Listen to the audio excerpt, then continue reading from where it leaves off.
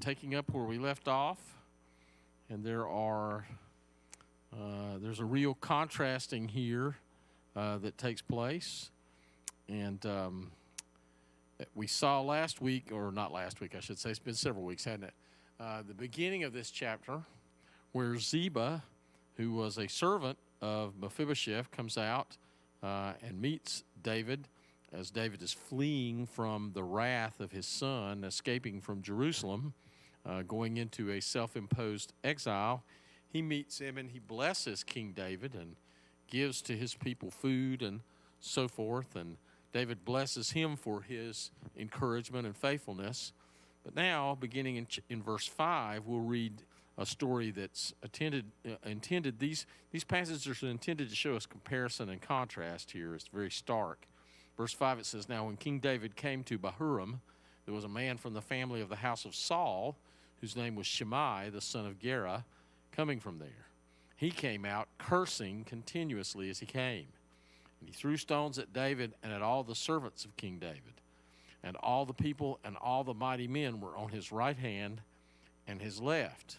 Now, when it says that he came out cursing, our tendency is to automatically associate that with our modern day understanding of what that would mean, that he's using foul language of some sort.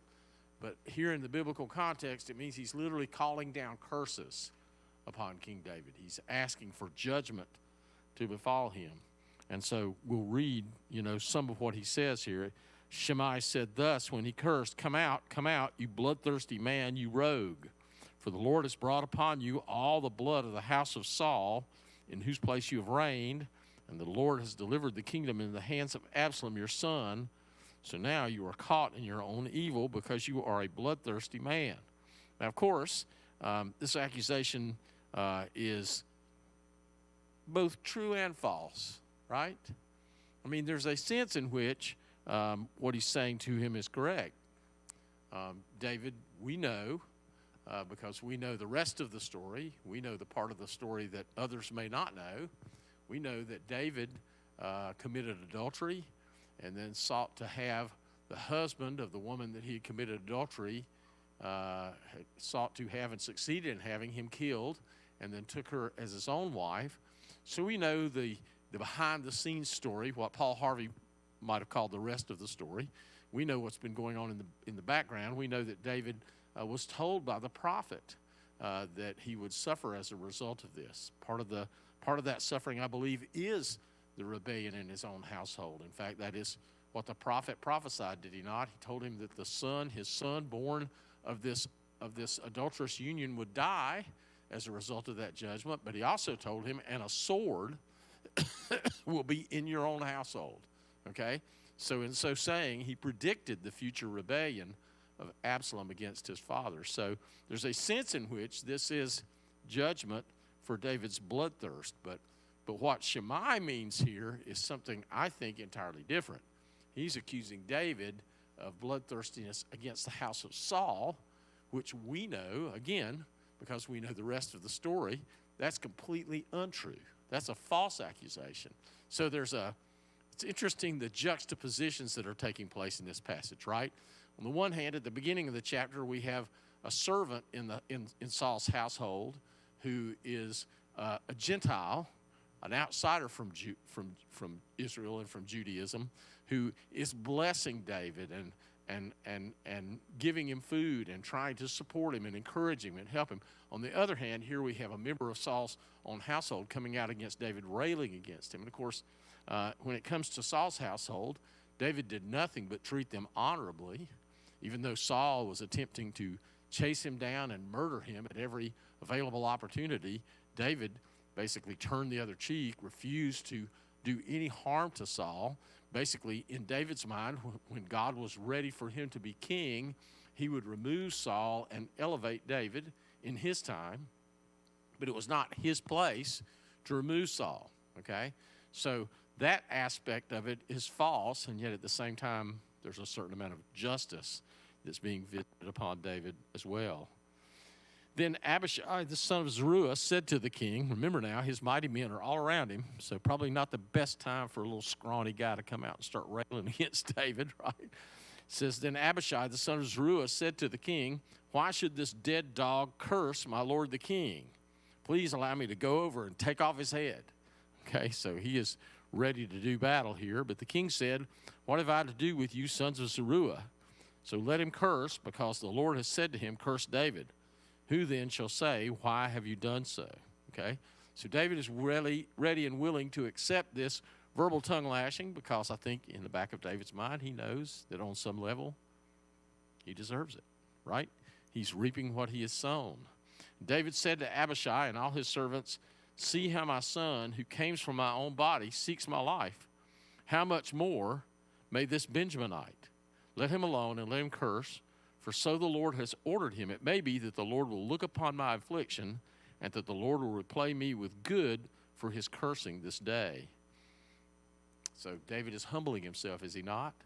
Right? Instead of lashing out at this guy, most of us would have said, oh, yeah, that's you think, right? And would have gone up to him and bared up a fist against him, right? But instead, David says, let him curse. Who knows but what? This is the cursing of the Lord that he's speaking over me. It says that David and his men went along the road.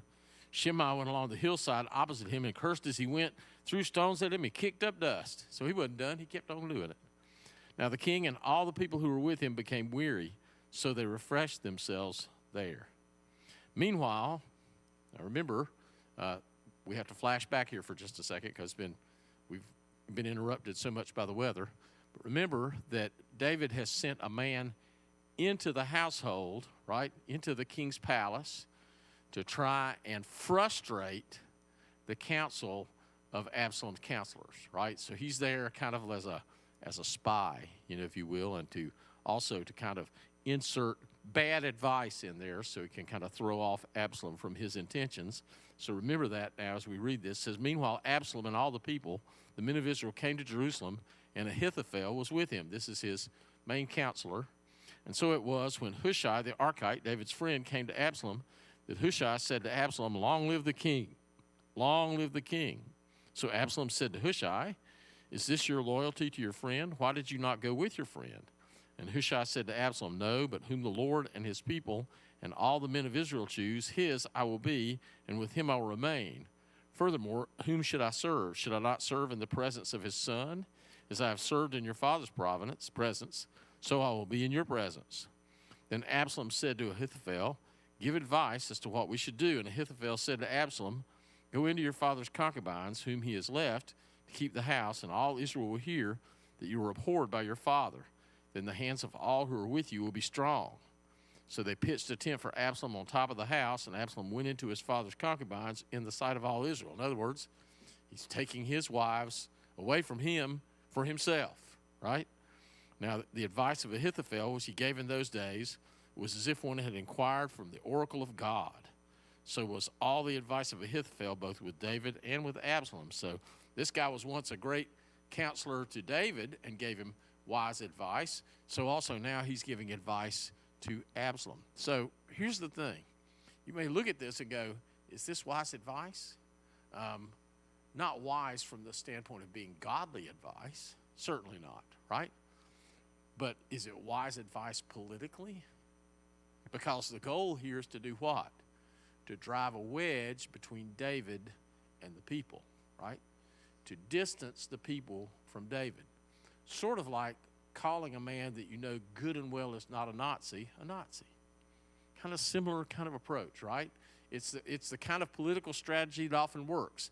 The whole goal behind this is to show yourself to be the man of the household. You're now in charge. You've taken your father's wives. You are exerting power over this household, right? And therefore the hearts of the people will be united to you. Moreover, Ahithophel said to Absalom, now let me choose 12,000 men, and I will arise and pursue David tonight. And I will come upon him while he is weary and weak, and fill him with fear. And all the people who are with him will flee, and I will strike only the king. Then I will bring back all the people to you, and when all return except the man whom you seek, all the people will be at peace. And the saying pleased Absalom and all the elders of Israel.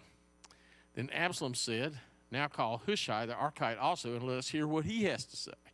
Okay? So exactly what David had in mind was to put this guy in there so that maybe he could, kind of slant things in a certain way to keep Absalom from being able to come against him successfully.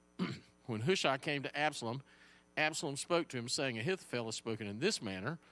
Shall we do as he says? If not, speak up. So Hushai said to Absalom, the advice that Ahithophel has given is not good at this time. For, said Hushai, you know your father and his men, that they are mighty men. They are enraged in their minds, like a bear robbed of her cubs in the field, and your father is a man of war, and will not camp with the people. Surely by now he is hidden in some pit or some other place, and it will be when some of them are overthrown at the first, that whoever hears it will say there is slaughter among the people who follow Absalom. And even he who is valiant, whose heart is like the heart of a lion, will melt completely. For all Israel knows your father is a mighty man, and those who are with him are valiant men. Therefore I advise that all Israel be fully gathered to you from Dan to Beersheba, like the sand that is by the sea for multitude, and that you go to battle in person. So we will come upon him in some place where he may be found, and we will fall on him as the dew falls on the ground, and of him and all the men who are with him there shall not be left so much as one.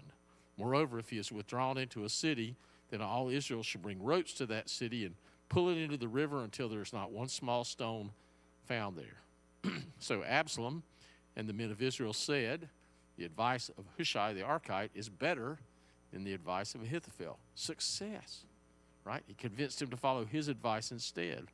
For the Lord had purposed to defeat the counsel of Ahithophel to the intent that the Lord might bring disaster upon Absalom. Okay? So even there's this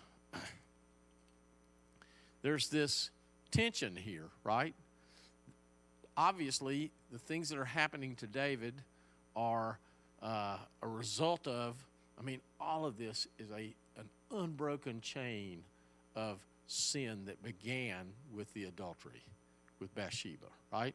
And it just continues and kind of spirals through this whole story. But at the same time, it is God's intent for David to reign. It's not his intent for David to be out on the run. The whole picture that we're reading, and there's a reason why it is recorded in this way, this whole picture that we're getting here should be very familiar to you if you've been here with me through 1 Samuel, right? Because if you remember in 1 Samuel what happened. David was in the household of Saul. He was serving Saul. He was Saul's right-hand man, his most valiant fighter. But Saul, demonically possessed as he was, becomes enraged at David, even though David bears him no ill will and does nothing but try to work for Saul's good. But Saul becomes more and more and more and more jealous of this good man until finally Saul begins to pursue him, and David has to go into a self-imposed exile. And these stories that we just read about David leaving this city and about people cursing on him and placing curses on him and other people sneaking and giving him food and all that kind of stuff, right? All of that harkens back to his self-imposed exile when Saul was seeking his life, right? Exactly the same, almost parallel the stories are, right? Then it says, Hushai said to Zadok and Abiathar, the priests, these are the men who serve in the priesthood, particularly the high priest, thus and so Ahithophel advised Absalom and the elders of Israel, and thus and so I've advised. Now therefore, send quickly and tell David, saying, do not spend this night in the plains of the wilderness, but speedily cross over, lest the king and all the people who are with you be swallowed up. Okay? So again, these two men, along with Hushai, the two priests, remember, they too came to David as he was first leaving and said, we're with you, our loyalty's with you, we know that you're the man that God anointed to be king. And David says, no, I need you to stay here, okay? So just as he advised Hushai to go in and spy out the counsel of Ahithophel, so he advised these men to stay behind, and they're going to serve as like a network, so that they will bring what they hear, what their ears hear from the king's household out to David. So he says, tell him to warn him, do not stay in the plains, but to keep moving. Now Jonathan and Ahimaaz stayed in En-Rogel, for they dared not be seen coming into the city. So a female servant would come and tell them, and they would go and tell King David. Nevertheless, a lad saw them and told Absalom, but both of them went away quickly and came to a man's house in Bahurim, who had a well in his court, and they went down into it, I should say. They lowered themselves down into the well. Then the woman took and spread a covering over the well's mouth and spread ground grain on it, and the thing was not known. So these were David's spies being hidden away. And when Absalom's servants came to the woman at the house, saying, "Where are Ahimaaz and Jonathan?" the woman said to them, "They have gone over the water brook." And when they had searched and could not find them, they returned to Jerusalem. Okay, so two of his spies got found out here, two young men that were traveling back and forth to carry the message from the high priest and from, gets a little confusing here, but to carry the messages from the high priest and from Abishai. They're going back and forth carrying this information. They get found out, and they come looking for them. Now it came to pass, after they had departed, that they came up out of the well and went and told King David and said to David, "Arise, cross over the water quickly, for thus Ahithophel advised against you." So David and all the people who were with him arose and crossed over the Jordan. They went across the Jordan River. By morning light, not one of them was left who had not gone over the Jordan. Now when Ahithophel saw that his advice was not followed, he saddled a donkey and arose and went home to his house, to his city. Then he put his household in order and hanged himself and died. And he was buried in his father's tomb. Wow. That's pretty severe reaction to not being listened to. You know? Man, you can almost wish that some people over across the mountains would follow that counsel, right? You know. But anyway, sorry, just had to throw that in. But so he goes and hangs himself. So he's out of the picture. He's no longer going to be a problem. Then David went to Mahanaim, and Absalom crossed over the Jordan, he and all the men of Israel with him. And Absalom made Amasa captain of the army instead of Joab. Why? Because Joab was a David loyalist. Again, this is the political maneuvering that's going on here in the background.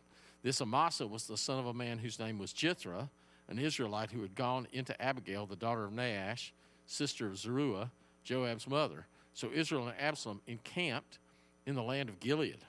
Now it happened when David had come to Mahanaim that Shobi, the son of Nahash from Rabbah, of the people of Ammon, Machir, the son of Mael from Lo-debar, and Barzillai, the Gileadite from Rogelim, brought beds and basins, earthen vessels, and wheat, barley and flour, parched grain, beans, lentils, parched seeds, honey and curds, sheep and cheese of the herd, for David and the people who were with him to eat, for they said, "The people are hungry and weary and thirsty in the wilderness." Now, who the heck are all these guys, right?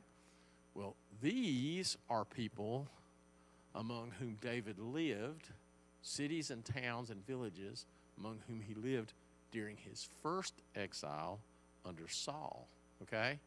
And they believed that David, remember he fooled them, because he was bringing tribute to their kings all along this frontier, but what he was doing was going over and raiding other Canaanite cities some distance away, bringing their booty and stuff back to these guys. And so these guys all thought, David's a good guy. He's helping us out, right?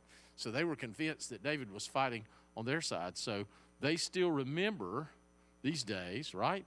And they come around when David and his people are out here, again, in the wilderness, running from their enemies. They come to help and to provide food.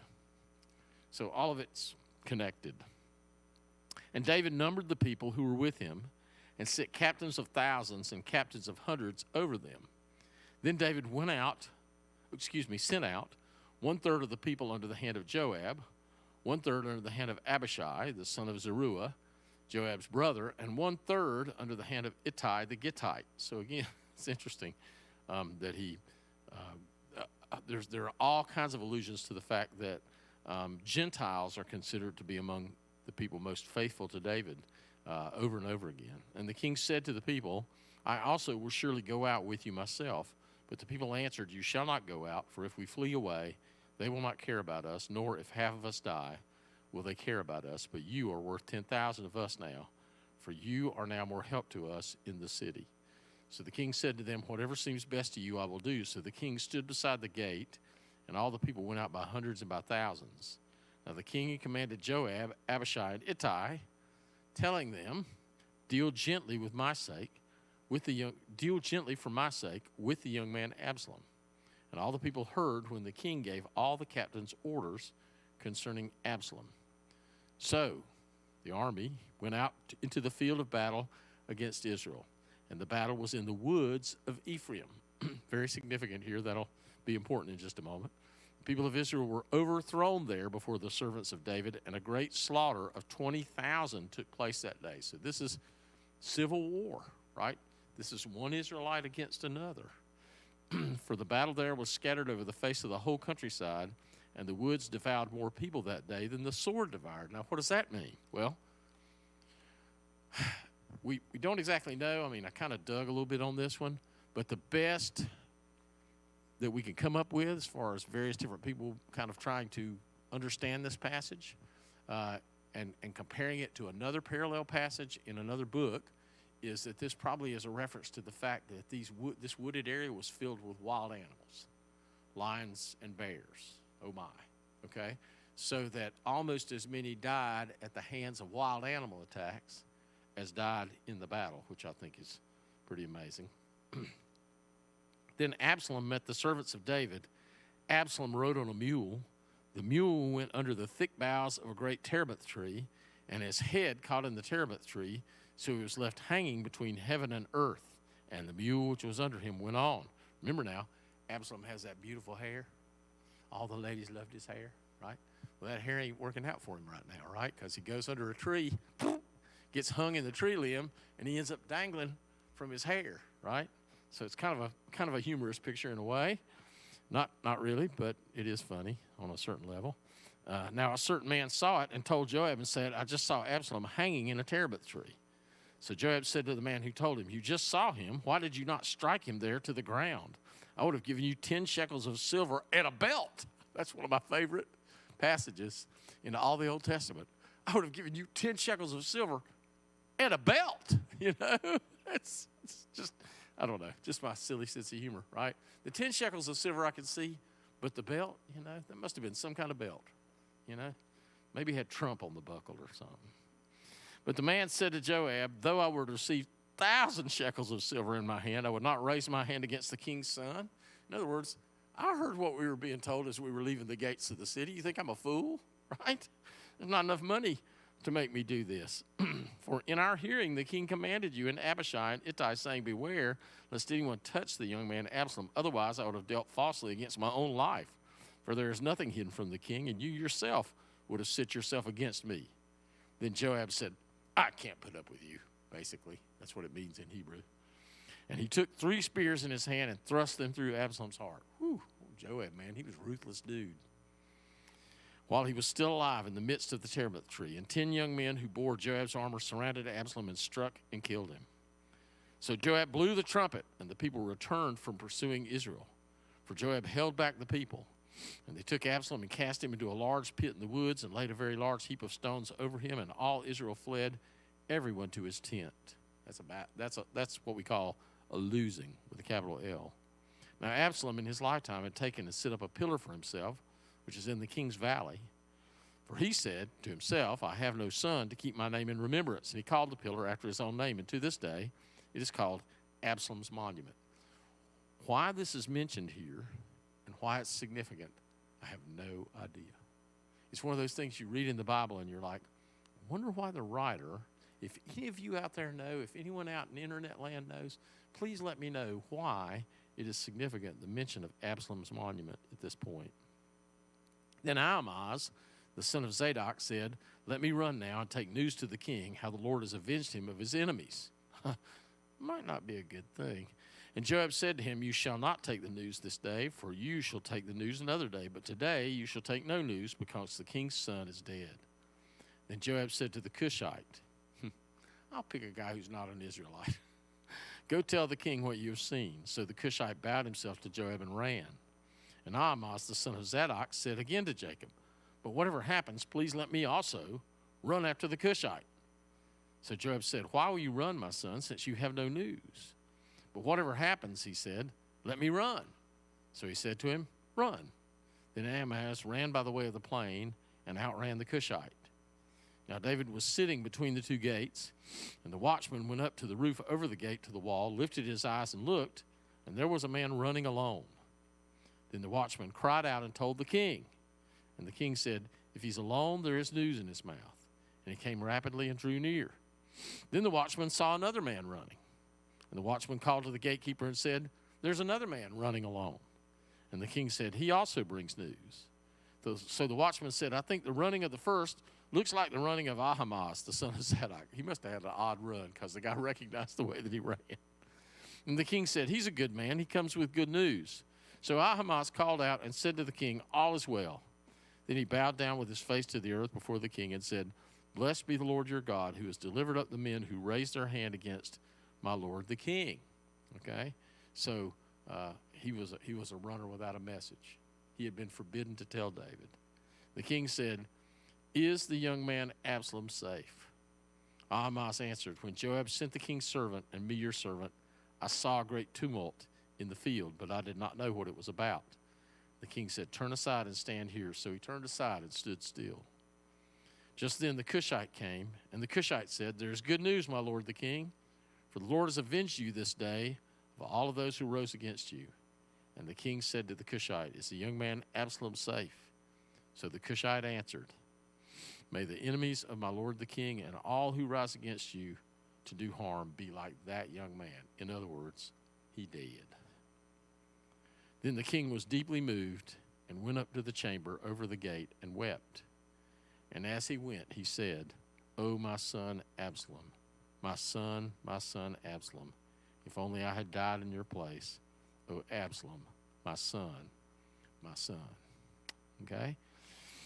And that brings to a close a portion of Israel's history, what I would call Israel's second civil war. Okay? With the first really being around Saul and David's conflict with one another. But here, another civil war, this time David fighting against his own son. And, of course, both of those stories ended in absolute tragedy. Interesting thing to me here is that the Bible is simply reporting what happened. Many people, and I've said this before, but it bears repeating at this point, many people, skeptics, view the Bible as a narrative intended to establish a certain image, right? To portray God's people and the workings of God and so on as always being wonderful and great. But I see it very differently. I think the Bible really presents it exactly as it was, with all the flaws and failures and sins and evils that took place, as well as the good things and the triumphs, as the slide says, triumph and failure, right? The Bible presents the whole picture, the good and the bad. If you were creating a narrative intending to make everyone look good, then none of this would ever be recorded, right? Because you certainly wouldn't want to portray David in any kind of a negative light at all. But this entire story is just a tragic story, and the bottom line in this story is reaping what you have sown. It's reaping what you have sown, and it always comes back around. In fact, if it doesn't, just count yourself a beneficiary of undeserved mercy, right? Because all of us have things in the past that if God were to mark iniquity against us, right? As the writer of the Psalm says, if thou, O Lord, should take stock of every iniquity, who should stand, right? Who could stand? So we're all recipients of and living under the grace of God and the mercy of God. In that sense, I often tell people this, and it's true, right? If God today, right now, this moment in time, were to hold America responsible for the blood on our hands as a nation, there'd be nothing left of us tomorrow.